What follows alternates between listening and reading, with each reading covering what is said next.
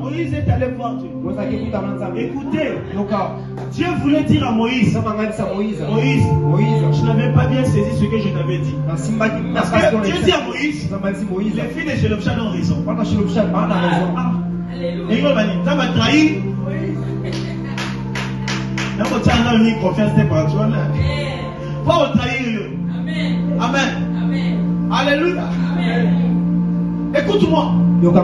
Aujourd'hui, il y a des personnes. D'abord, tu as raté pourquoi?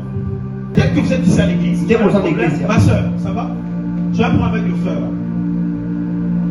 Et sa femme est enceinte.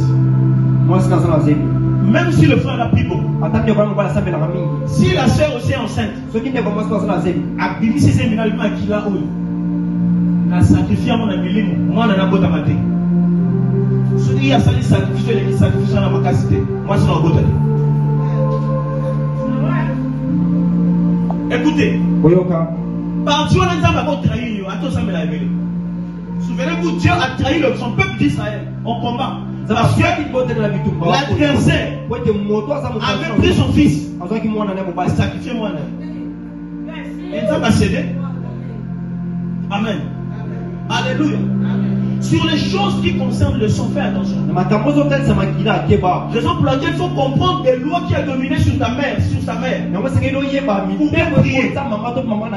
Si tu ne comprends pas ça, tu vas demeurer dans la condamnation, même quand tu pries. Alléluia.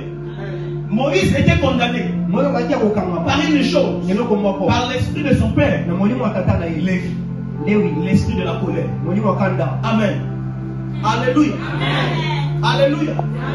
Jésus lui-même. Est-ce que tu sais que Jésus était réclamé? Tu le sais.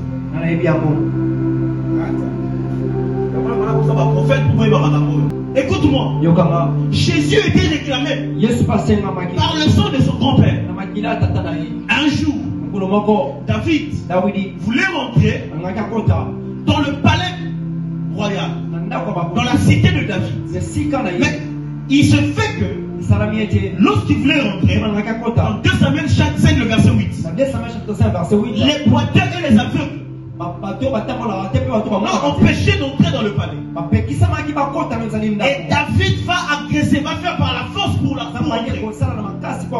Et lorsqu'il rentre là-bas, David donne une loi. Il dit ceci: à partir d'aujourd'hui, ni les boiteux, ni les aveugles n'entreront dans le palais royal. Ça veut dire qu'avant, ils entraient. Alléluia. Après avoir empêché David d'entrer. Alléluia. Amen. David va mettre une loi. La Bible dit ceci. Dans 2 Samuel chapitre 9, le verset 11. David va appeler quelqu'un. Il va inviter une personne. David va inviter Mephibosheth, qui était loin. Alléluia. Amen. David l'invite. Il dit: je prendrai soin de toi comme le fils du roi. Et Mephibosheth mangeait toujours sur la table du roi. Amen.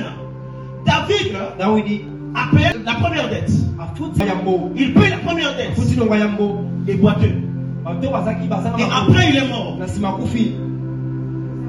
Il reste la dette de qui? La dette de qui? 28 générations après.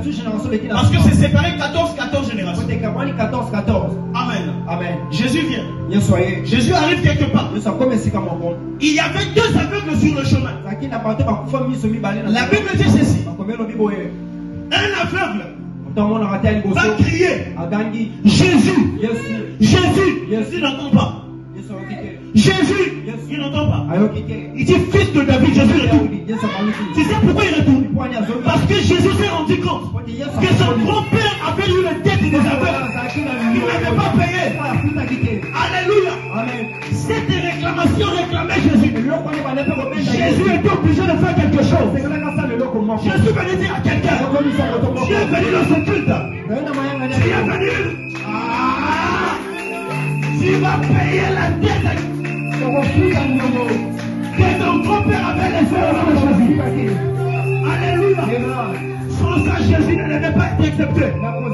Parce que quand les réclamations sur toi, même quand le fait sort de ta bouche, tu tomberas. Alléluia. Alléluia. Amen. Alléluia. Amen. Écoute-moi.